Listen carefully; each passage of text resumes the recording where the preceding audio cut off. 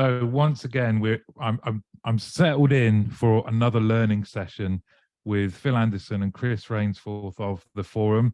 Chaps, welcome back. Good morning. Branding straight in there. Now, we touched on some of the subjects in the previous episode, but one of the things that I think is going to resonate with so many people out there, let's start with targeting. And I know, Phil, it's something you're very passionate about. I think we've all lived under targets for so long. So let's start with that. And you used the phrase just before we were recording, bang average. Strap yourselves in.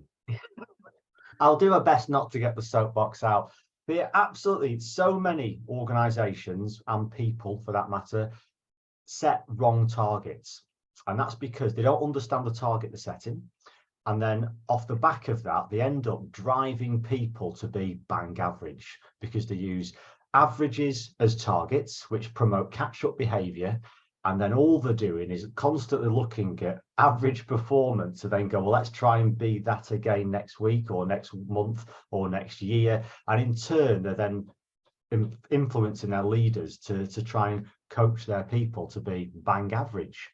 Whereas actually what we're seeing now is a real shift change in terms of starting at the very top, people having a better understanding of the vision and the values in the brands and the direction they're going, because say data without context is meaningless, data without direction means nothing. So having that direction and then understanding that it's not about calling everything a KPI, because it isn't, okay? There's not many key performance indicators. I mean, how many keys do you have in your front door?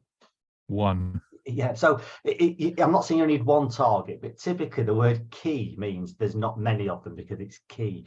But there'll be a suite of performance indicators and operational indicators, or as we're terming them, diagnostic measures, which understand the system of your business, the culture of your business, and how there's so many moving parts and loads of things need to change for everything to be right. And looking at that as diagnostic measures means you can go to each individual and say, this person is doing these things well, those things okay, and these things they need improvement. And then you can work out what is best to sort of just improve them. Because say if everyone got that 0.1% better every day, you will be significantly better next year. Whereas if you just keep targeting people on average, you'll be the same, if not possibly worse this year.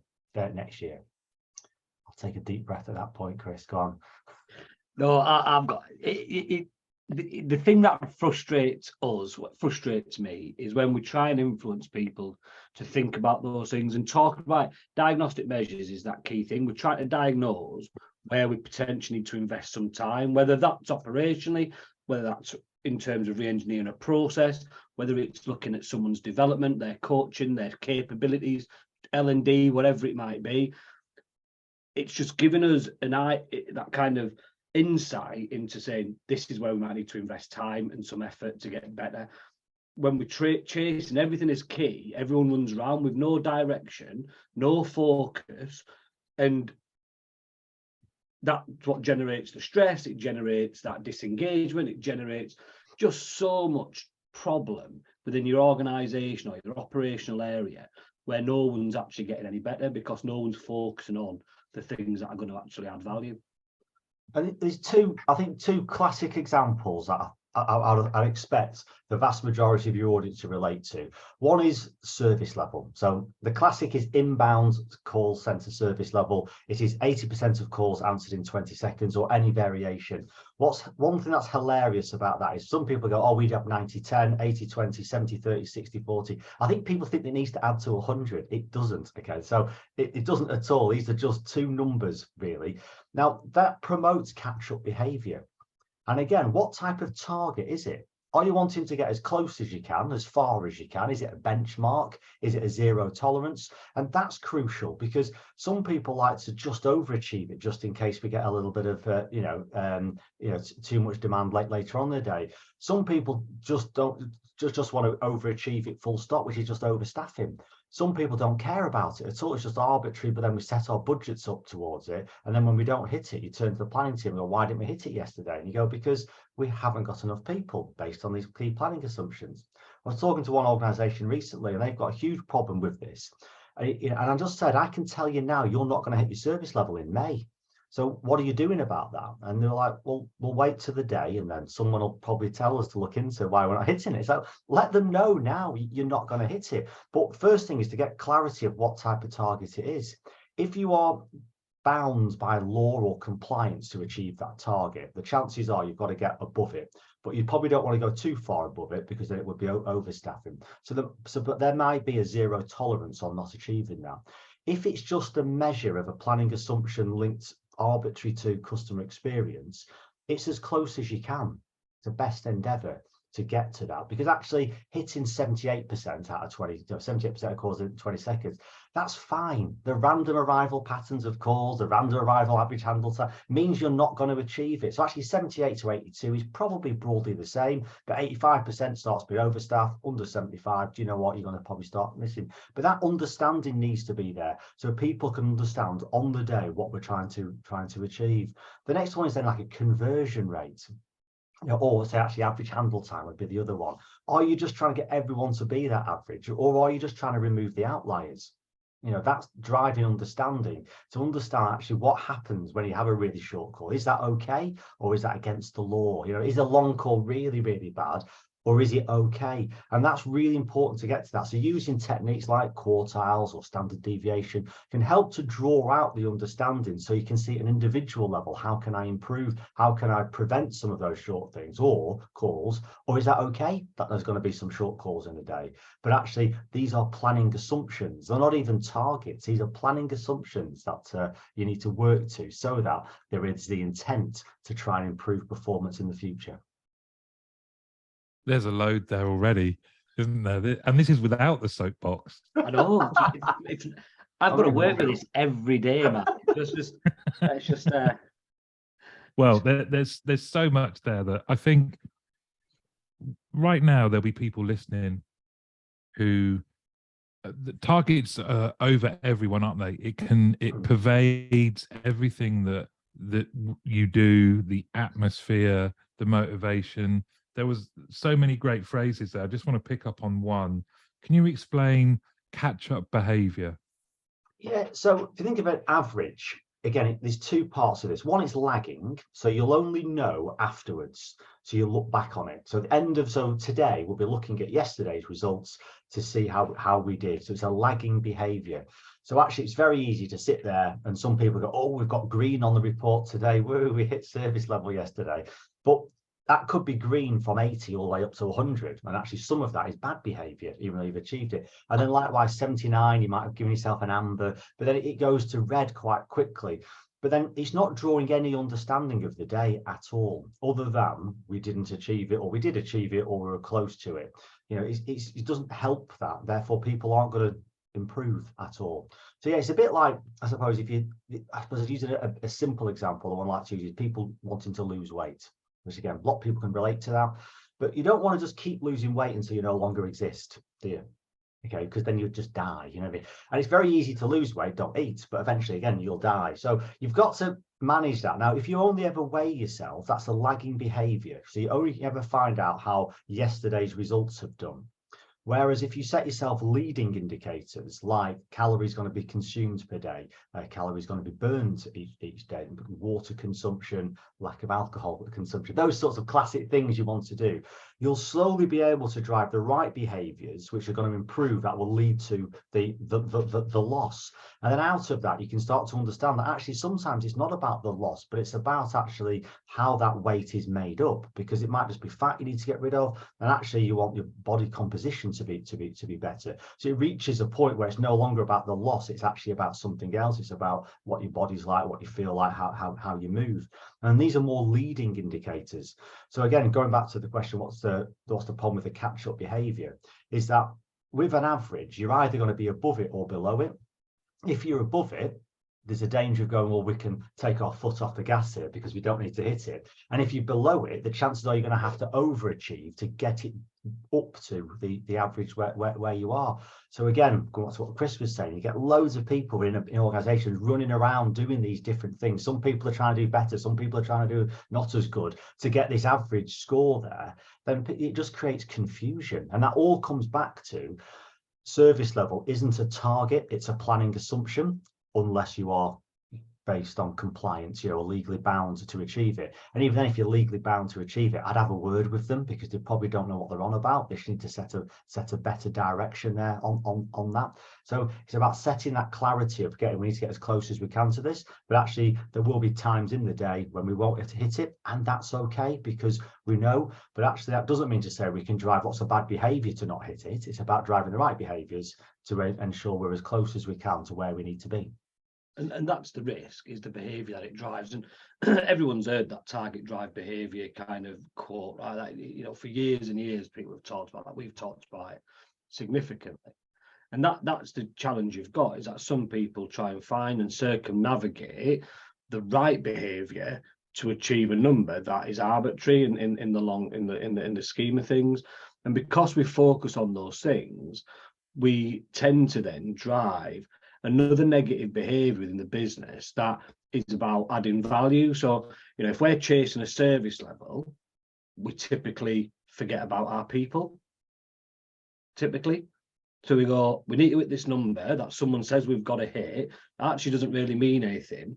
But to hit that number that doesn't mean anything, I'm not going to coach my people this week. I'm not going to train my people this week. I'm not going to invest in my people this week. Guess what happens? People get disengaged and they go work somewhere else. And then when this perpetual cycle of people telling us that the industry's got a problem with attrition, the industry hasn't got a problem with attrition. Organisations have a problem with attrition because of the way they treat people, typically. Yeah, it's fascinating. And if people are listening now, and you mentioned something there earlier, Phil, around you are seeing this change, and that there's some organizations that are making better use of data. But let's say we've got people listening and they really relate to what you both have been saying. Where's the starting point for making this kind of environment better? Where should they start? Fortunately, the world of call and contact centers is very rich with data. So I would say the starting point is to review your reports right now, because there's a strong chance they are all geared up to sort of towards that average. They say people they've discovered conditional formatting on Excel, so they put red, amber, green next to things, and instead of actually really thinking about what is that telling us. So again, if you're a team leader, I'll take it back. If you are an advisor who was listening to this, hopefully you are being inspired, ask for your data of yesterday and start for you to understand what was good and what was bad. Because every day there's something we did that was great, brilliant, let's share that, because how can we replicate that? And there'll be something you've done that wasn't so great. That's the mistakes, and amazingly, it is true, we do learn from those, but we only learn from them if we're open enough to ask for that. We've got a great example, one of our members who promotes that each month. When they do call listening, the advisor can bring their best and their worst call, because actually when someone recognizes they've made a mistake, that's amazing awareness. So ideally, it's at individual level, people start to understand their data better, so that they can be the ones who drive their own learning opportunities to the team leader. That again takes a while. So if you're a team leader watching this, start to get the data of your individuals by that level of granularity, not all totals up to look at yesterday versus same day last week, or all that nonsense, which is really easy to obviously get together. Look at the breakdown so you can start to again draw out what went well. Because if you can go to someone that you've done this, and this today, that was brilliant. If you could replicate that again, people find that easier to relate to, because they now know what they need to do differently, or what they do consistently to drive a better performance. And this comes back to them being that 0.1% better the following day, and setting that as an expectation. If you are way below that current sort of benchmark of where good is set, don't try and get people up to that straight away. Try and get them in a direction if that's where you're going. But then make sure they're clear on where they keep going after that, so they understand actually this is an improvement roadmap. So again, remove some of the averages. Again, speak to your MI teams or speak to your planning teams, whoever's providing that data, just to understand what it is they're doing in terms of the formulas around this. How are they setting those averages? Are those averages just based on arbitrary previous averages, or is there a trend, or is there some science behind that? To really understand where people fit in. And again, look for that sort of, say, suite of measures, because it's very easy to fix on the things we've got. So adherence and conformance, which are important because you need to be there to do the job. You need to be there enough time to be able to pay things back. But it's not the board aren't going to go around high-fiving, and share price isn't going to go up because adherence was great yesterday. But it could go if it's the wrong way. Understand conversion rates, understand average handle time, but understand really what matters most to the business, which links back to the purpose of your organization. What difference have people made towards that purpose? And if you haven't got the data to back that up, start getting it. That's the key thing. And stop relying on just all this automated stuff that's there, playing around in Excel, coming up with a Power BI dashboard, thinking you've saved the world, and all you've done is created more confusion. And it's that point, isn't it? If the data is presented in the right way, people can drive better behaviour. You know, to Phil's point, it's about individualisation in a lot of cases for that person. Trying to get everybody to hit the same thing rarely works. But me getting set an individual level or development path that says these are things I need to improve on, these are things I need to maintain, get better at, whatever it might be, I can have focus. If you sat me and Phil next to each other and said, right, you've both got to achieve exactly the same thing in exactly the same time frame, the likelihood is we're not going to do that. Mm-hmm. We're not going to improve at the same rate. We're not going to develop at the same rate. There's going to be things that each one of us is better at than the other, but we're being told that we've got to behave and deliver at exactly the same level of performance. And that just doesn't work. It doesn't work in any working environment. So, but we've kind of got into that within our industry, and it's a habit that we need to break. We really need to break it. The organizations that come to you and come to your events, and I imagine this topic is kind of a key one, do they come with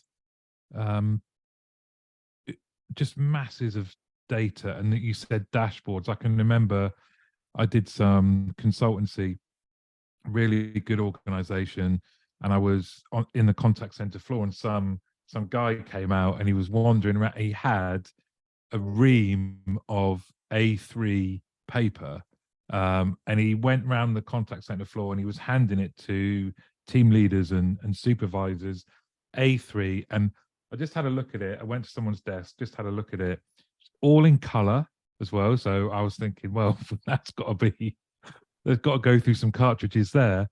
And I said to the team leader, wow, there was so much data on there. I said, what do you do with this when that guy drops it off on your desk? And she said, it would take me all day if I was going to go through everything. And she sort of circled a couple of things and went, I might look at these. Mm-hmm. But it just, that kind of little anecdote for me was like, well, we get so much data. Is part of the problem, to your point, is right at the top is figuring out what do we need to share and how do we share it? Or are we just producing data for data's sake? Yes, it's in a short word. So we do some learning modules on this. But one of the things we look at is going, one of the things we always said, just because we can measure it, we don't need to manage it, right? And not everybody needs to see everything, because it becomes overwhelming, or we just do nothing at all. We either run around trying to chase all these numbers, which just stresses us all out, or we just ignore it because, to your point there, it's just too overwhelming and you just end up going, don't do it. So part of our learning modules around insight and using insight as an improvement tool is about making sure we understand the audience that we want that data to go to and give them clear direction on what they need to focus on within their role, what's within their gift to improve, rather than saying, going, this is everything, and not knowing, actually, this is what's relevant to you. This is what we want you to focus on and improve on. Go away and do that. So really cutting the noise out of the data And that's the skill that people have, need to start thinking about. We've got some great MI and insight teams out there, but they're still falling the trap of just producing everything rather than it being, let's tell that story. Let's tell that story with the data that we've got available that shows where we need to improve and what we can do, what levers we need to pull to make the difference that we need to make, and make sure the people that have got that information in front of them, it's relevant to them and the role that they do. I think the other challenge with this, Chris, as well is, say people get promoted into these roles like team leader because you're a good team leader, but no one ever sits down with them to really talk through what all these metrics are. I say we love a TLA, don't we, as well, a 3-letter abbreviation, and no one likes it, but no one likes to say, what does that stand for?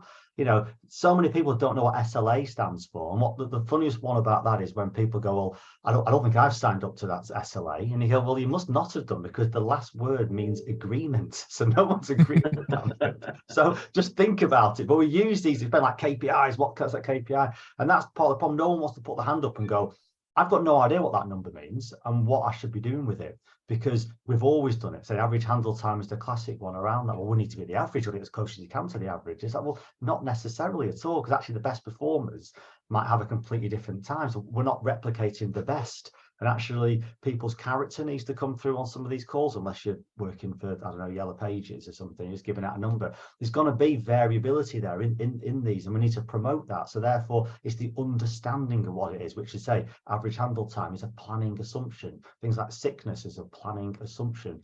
But if as a leader, we've just always done what's always been done, we're going to just keep continuing just to focus on the wrong things. You say in that example you gave, Martin, that I think a lot of people will relate to that, whether it's the A3 printout or just reams of information. I mean, I was guilty of this. I've got one of my old, I called it the KPI report, and it wasn't key performance indicators at all. And it was enormous, this report. Absolutely, I mean, it had all the information in the world in there. I liked it, but I'm an analyst, so of course I liked it. And I liked it because I created it. It means a thing of beauty. But it didn't tell anyone anything other than it would give people probably a couple of indicators to work on for the day. And again, what could happen there is a team leader could have worked on them and done a great job.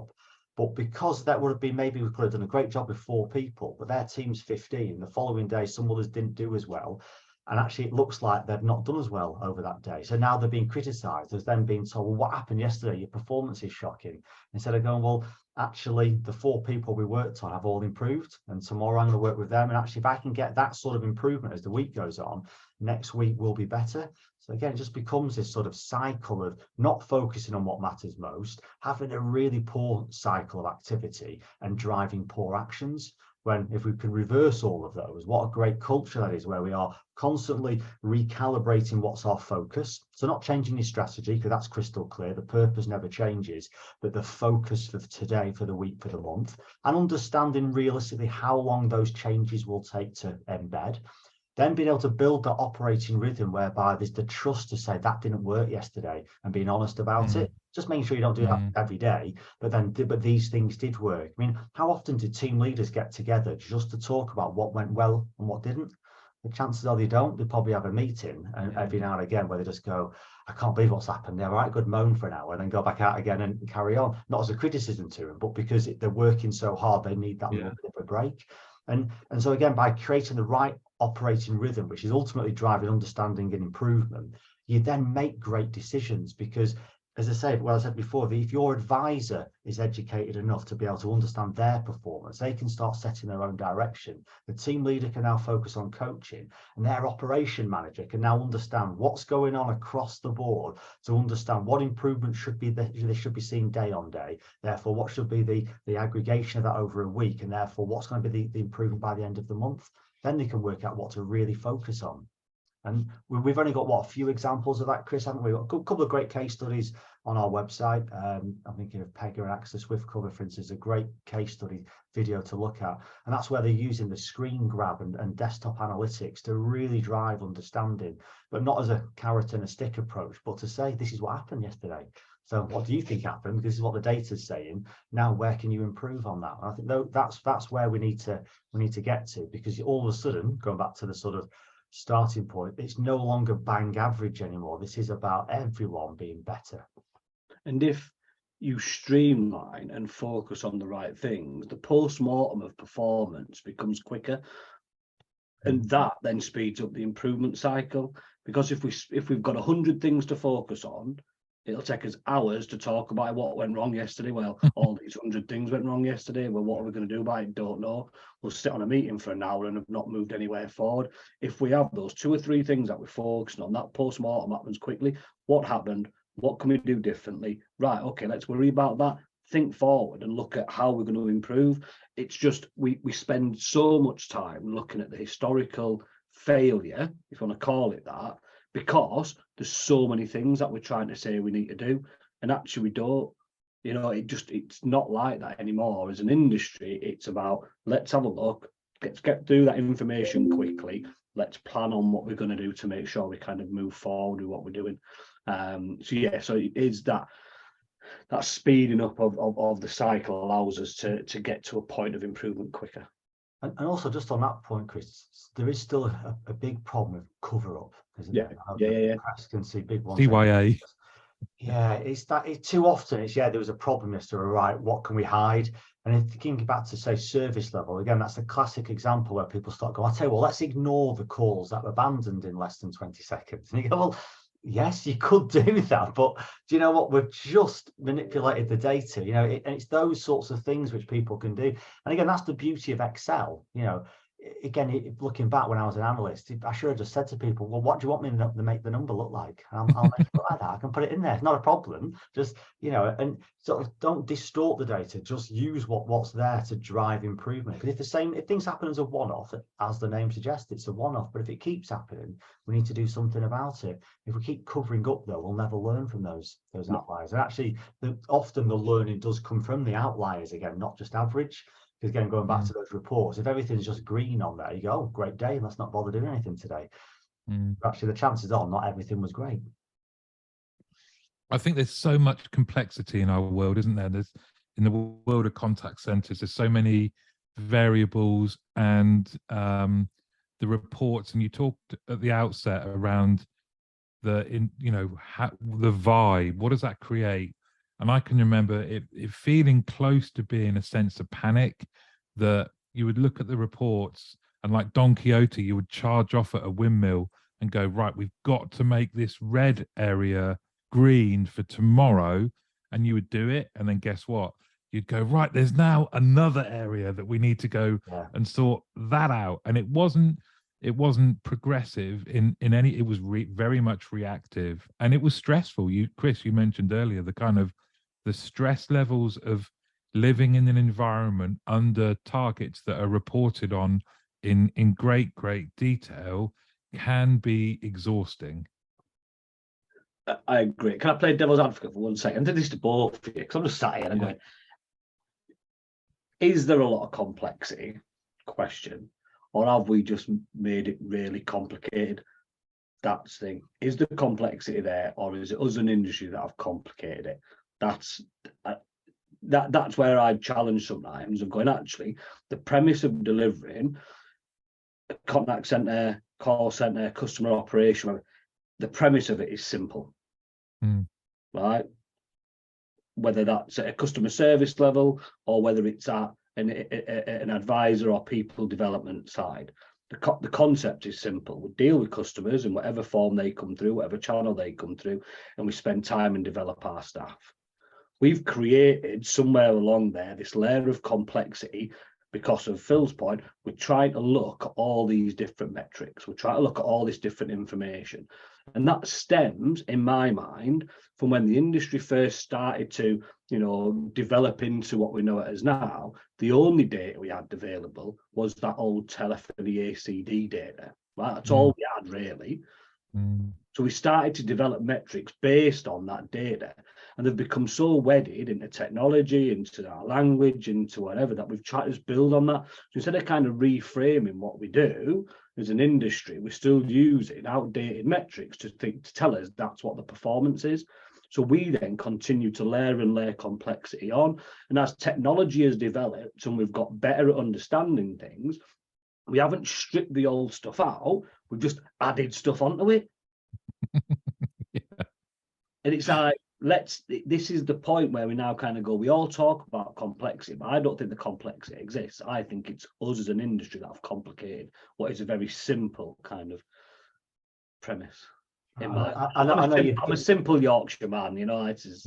I know you've deliberately set it up there, Chris, haven't you? I think you're right that the industry is still relatively new. If you think of sort of early 70s was where the first few sort of contact centers came around because of things like the Rockwell telephony switch. 1984, Direct Line started, the first one of its type doing that. It was more the early 90s as a general statement. So you then think of the turn of the century to 2000 was really the absolute sort of contact center. So therefore, there's lots of people who are now heads of, directors, managers who were teenagers, school leavers at that point of joining. And I think, unfortunately, I think in their defence, people haven't been aware of what to do. They've just managed their sections, have not had any training, like we said before.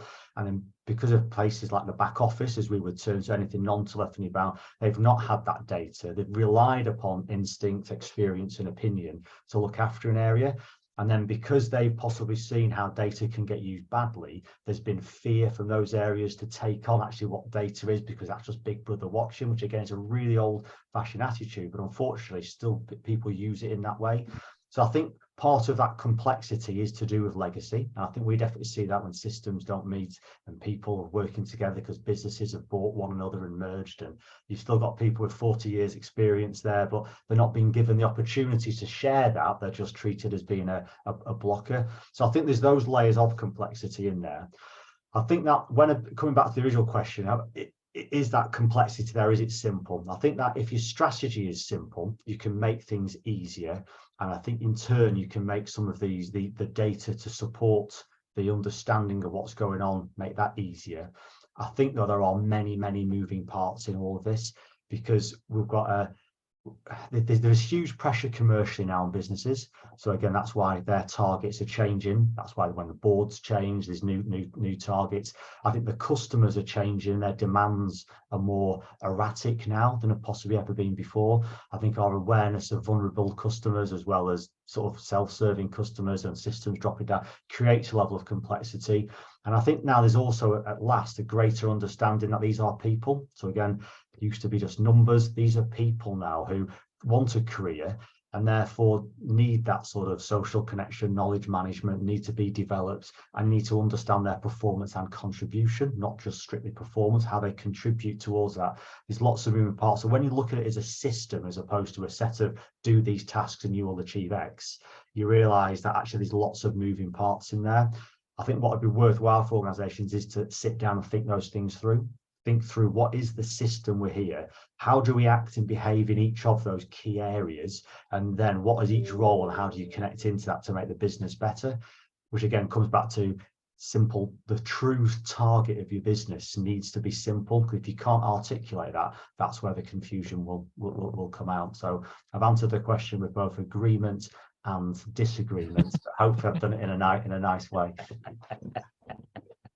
Is there a great opportunity though now for data whisperers? I want to coin a phrase that I've worked with some people who so two different examples. One, whereas as senior leaders we're presented with just slide after slide after slide after slide of data, and to your point earlier, there's no story around it. I know certainly personally I needed a story to keep me engaged. If it was just presentations of data and graphs, and I got bored. The flip side to that though is I can remember leading operations, and it was at a time when we suddenly had a data team, and there was a guy in the data team who would come to us and say, you know, this number here, let's say it's quality, this number here, I can tell you, if you direct your coaching into this part of the call with these three people, and they correct and they start to improve, that's going to be the biggest bang for your buck. And that data interpretation that drove targeted behavior in my team, I loved, because it meant that it was we were always very busy. That's a given. Everyone's always very busy, but where are you being busy and to what end? Using data and somebody saying this is going to have the biggest impact here. If you focus on these 3 targeted areas with these 4 people, it's going to have a big impact. And then being able to follow that through and go, did it work? Didn't it work? That kind of thing I loved. And that's right. I think we mentioned it briefly earlier. So we look at it in 2 different ways, especially in our learning. We'll look at MI as a data capturing type. We've been providing information to the business, and then we'll look at insight, which is about telling that story, providing the insight, and giving the direction of where you need to improve. That's the bit. Gone are the days, I think, if people are doing it right, gone are the days. I remember working with an organisation in my last time of being at the forum, and I can't remember the name of the organisation, Phil, you might, but actually it might be best that I forgot the name of the organisation. But they had a kind of MI team, data team, and they were proudly called the mole people, right? Proudly called, because they used to sit there just kind of doing this, right? And churning out data. And they were proud of that. They were proud of it. And they were, this was their little kind of brand that they had, right? But they weren't, the reliance of doing something with that information was then put back into the operation. So all that they'd created good levels of data and information that was being pushed. It was very static data, spreadsheets, maybe a dashboard on the front that's just had the red, the greens, and whatever. But no one knew what to do with it. Where now where the opportunity is for every organisation is to take all that data and make it as accessible to everybody at a point that's relevant to them, and to give them the direction of where they need to improve. Now, that could be any level in terms of, it could be at an individual level, like to your point, Mike, to go, if this person focused on these things, because we can see what the customers are saying about them through their feedback stuff. We can see what their quality assurance scores are doing. We can see what their performance data look like. And actually, I've got this really rounded view of that individual's performance. I can then start to look at that and go, this is where I need to invest time in that person. And if we get it right, and we can start to aggregate some of that up, we can start to go, where's my time best spent? Is it best spent focusing on an individual to get better at their thing? Or actually, is there a more collective issue at large here? Is there a training need that's broader than just that one individual? Is it a process re-engineering that needs to take place? Because everyone's struggling with it, both our people and our customers. That's what's driving demand. When that demand comes through, our people can't deal with it. So what are we doing to do to fix that at both ends of the scale? It's creating that insight that allows us to really focus on what the improvement needs to be. That's where the opportunity is. It's not about creating more. It's about stripping back what we've got, focusing more on the things that are going to actually add the value. That's it. I can't stress that point any more. It's not about everything. It's about the right things. And that in simple terms is making sure whoever is sending out information knows, is this purpose for purely updating people? Is it there to persuade and drive action? Or actually, is there some data here? I need to go away and explore this because I don't actually know what I'm sending out. Because that's the other danger, isn't it? Someone's sending out this stuff and it's actually going, I can't, no one knows what to do with it at all. And it's just thinking out, there will be some information that is just purely, this is what's going on right now. But actually, you don't need to do anything. Just keep doing your job. Don't act or respond off the back of it. If you need to, we'll let you know. Then there's the information about driving action, driving decisions. And that's where you do strip out anything else. We talk about the pyramid principle. What is the headline? Okay, what is the headline that everyone can read? And then if you do want more support information about that, you can have a look as you go down, but not every reader does. And then likewise, recognizing when there is difference on a day that needs exploring. Well, guess what? Analysis takes time. It can't just be someone's quick interpretation. That isn't analysis. So someone then needs to go away and do that piece of exploring and then come back to probably a control group to talk through their findings. Because again, the findings will be purely from the data and their understanding. It now needs other people's perspectives to be able to add the context to it. Again, data needs context. And again, data needs direction. Without those things, don't use it. Don't send it out. And it all starts with, as well, I want to come back to something you said right at the start was around targets. So that surely then everything supports whether you've got your targets right and you've got people's understanding of them aligned as well, because then the data either perpetuates or helps or disengages people because of its interpretation versus the targets. What do you advise the organizations that come to the forum around targeting? So again, there's a number of levels on this. In its simplest form, we have this strategy pyramid. So this concept of thinking about what's at the top of your pyramid in terms of vision, values, brands, and your strategic objective. So what, if you were to speak to the board, what would they say is our purpose? And that ultimately is your aim. And again, too many organizations don't know what that is, which is unbelievable. But you can understand how that happens. So you start at the very, very top, and then you work out what are the supporting key performance indicators, and think of that through commercially. What do you want to achieve? So it's typically some sort of profitability or market share or something like that.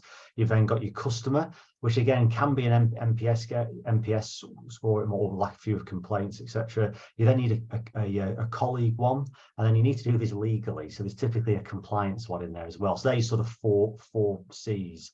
And then down from there is in your next level of, well, how are we going to achieve those recognized key performance indicators? Only needs to be a few of them, even across all of those. And that'll be a suite of performance indicators and sort of operational indicators. So you'll have things like adherence, conformance, sickness, general attendance, all the classic shrinkage values. And in that, you're wanting to understand the value of those. And then you're wanting the other sort of metrics, which are around things like how long does it take me to do things? So that might be an average handle time or an average task time, the quality of how you're doing those things as well. And then it is recognizing the link between them, because the classic one is, oh, great quality, but really long handle time. Well, we'll change the average handle. Well, quality's dropped now, it's now a problem. It's about understanding those things. How can we balance those to give the best possible, which comes back to the value of shrinkages. So in its simplest terms, start off with that to understand how the system works. The next thing to really explore is target typology, because as I say, there are many different types of targets. There are ones which are just as close as you can. So as close as you can to the target. Think of archery. The aim is to get as close as you can right to the center. Actually, just around it still scores. If you miss the board, you don't get anything. You then got as far as you can. Now, in a lot of cases, like sales conversion, it's just as far as you can. And without realizing, we sometimes limit the top performers by going, this is your target. And they're going, actually, I don't want to go too high because that target is set on the previous month's target. And so I just want to do enough on that. But unless you've got a limited amount of things you're selling, it's as high as you can. So set that as high as you can target. You've then got as close as, I've done as close as you can. You've then got a benchmark. So it might just be maybe an industry benchmark or an internal benchmark. This is where we need to get to. You've then got zero tolerance. So, and again, an example of that is, for instance, racism and bullying is a zero tolerance. It's not as close as you can to zero, is it? It's no, we don't want, and we will not tolerate that at all. So it's not a 0% target, it is a zero tolerance target. And again, in some respects, conformance to your hours. I mean, guess what? If we're going to pay you to work some hours, we want you to work them. Who'd have thought that? So there's a zero tolerance on if you don't work your hours. That should be there. Whereas adherence is as close as you can to 100%, typically with a tolerance, because you recognize random activity will mean you will not be able to get exactly against the shift that we do. But those sorts of understanding, there is a couple of other sort of target types in there as well. But you can already see how it's really easy. If you set the wrong target, that can drive the wrong behavior, because again, people, which is brilliant that we have people, they have their own interpretations of these things, don't they? Because they think, well, they're trying to play a game. So again, this is why it's really important to keep that dialogue open to people, to say, this is the direction we're going, and this is how we're going to help you, and this is how you can help us to achieve those things. And going back to those sorts of basics, not carrot and stick, I think is the best thing. Again, if you read Dan Pink's book, that's all about autonomy, isn't it? Autonomy and mastery. If you've got that, if everyone can master their role and become better and fulfilled and realize the difference they are making to the organization, what a better place you will be in for that. And that's where that kind of relationship across the operation needs to be. I think we talked about it a little bit last time was around making sure that operational relationship with, whether that's you're in that insight team, your team leaders and your operational leaders, your planning team, that's where it needs to be a cohesive unit. Because when you start to look at performance in the right way, the only way really that we need to keep that focus on it is to have that nudged feedback throughout a continual process of going, this is where you're going.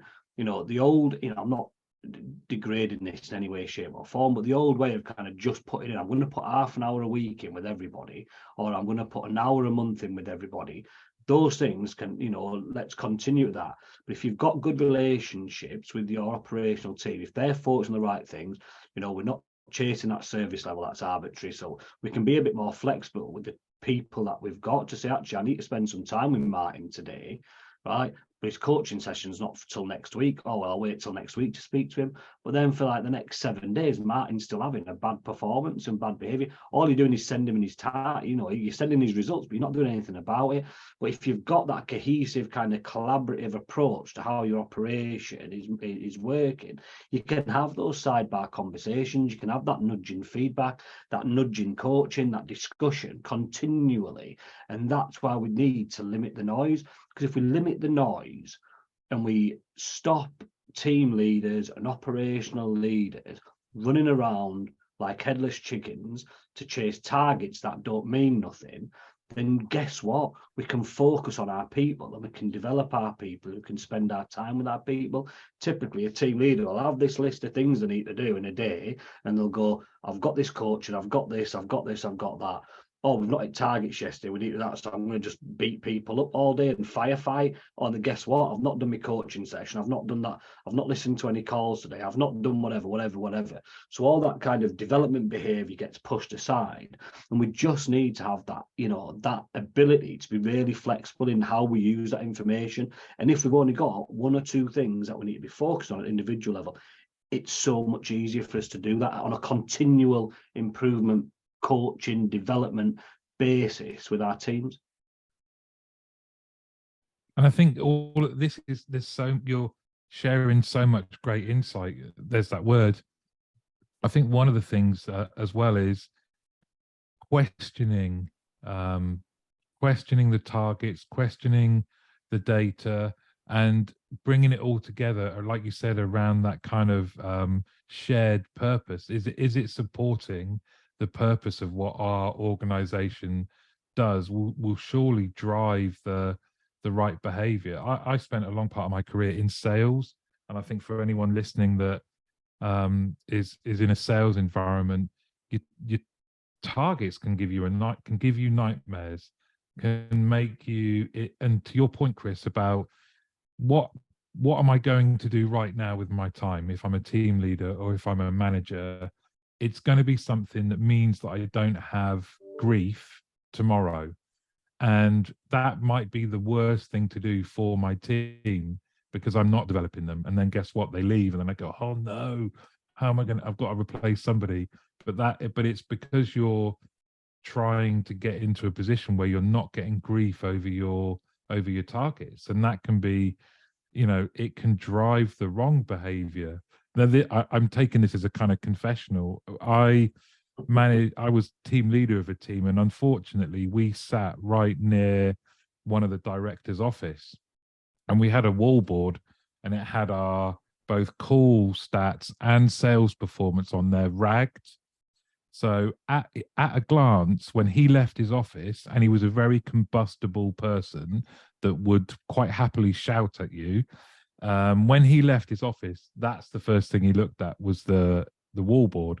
And I don't mind admitting, to give myself some breathing space, at times I'd screenshotted when it was predominantly green.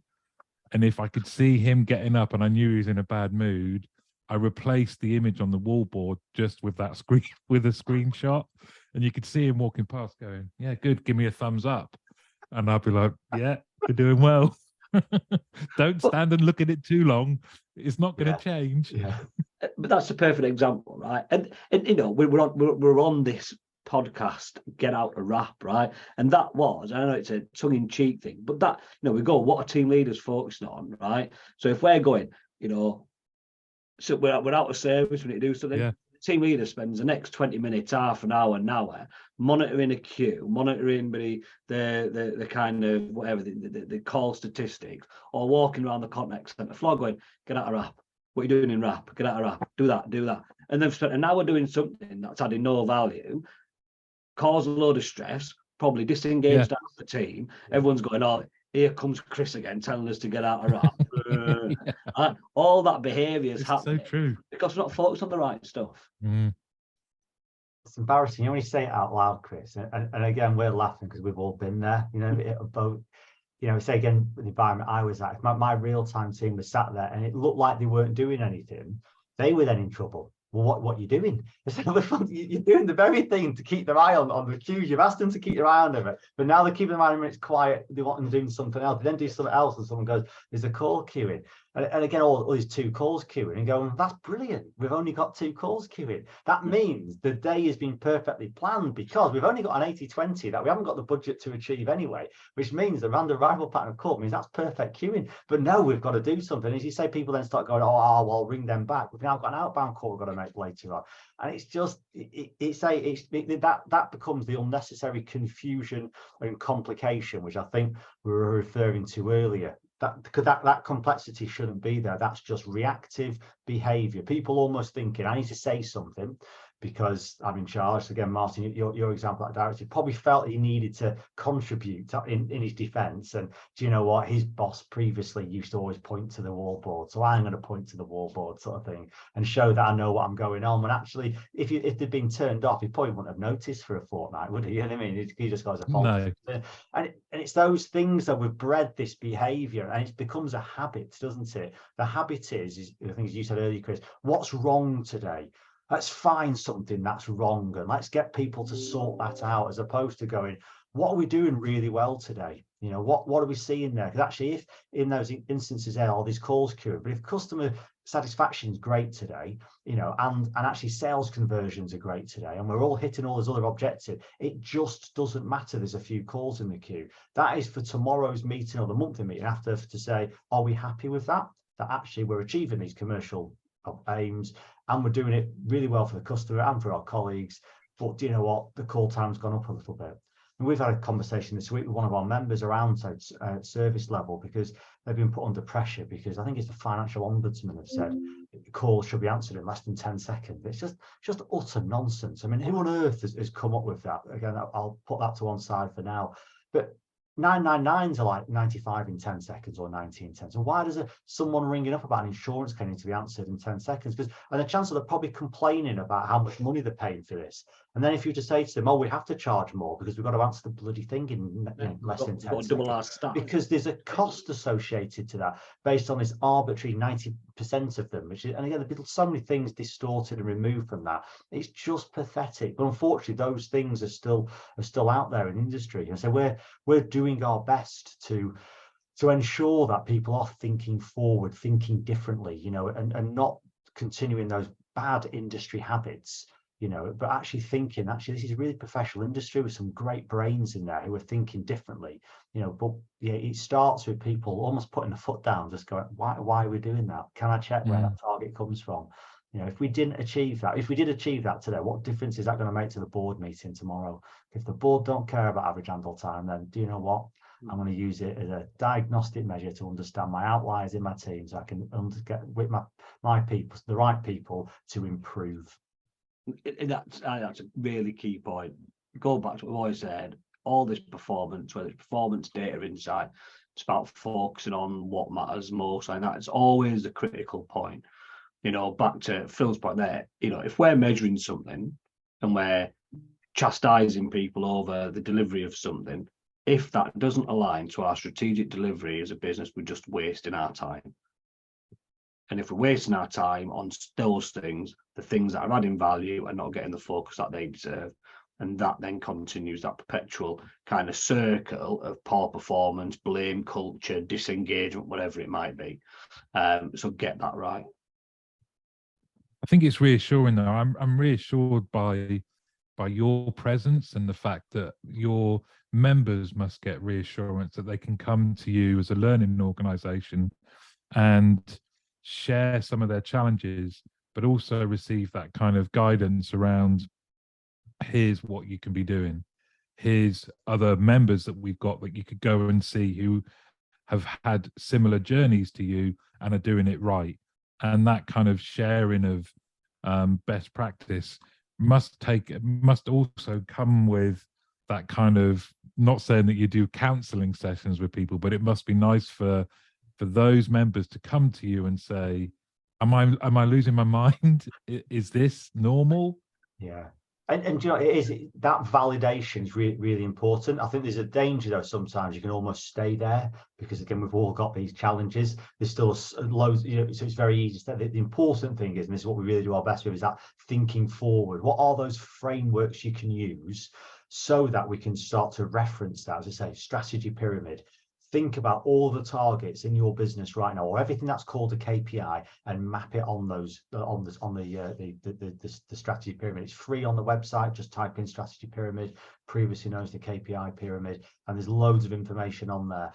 Then you've got your target typology. Let's really understand those things. And again, that's taking SMART. I think people have heard SMART measures in terms of being specific, measurable, achievable. I prefer A being attainable, because that sometimes means you can do other things, realistic and time bound. For those basic principles, that combined with your target typology will make it crystal clear of the behaviors you are wanting to promote, the things not to do and the things to do, which is ultimately going to drive the best performance.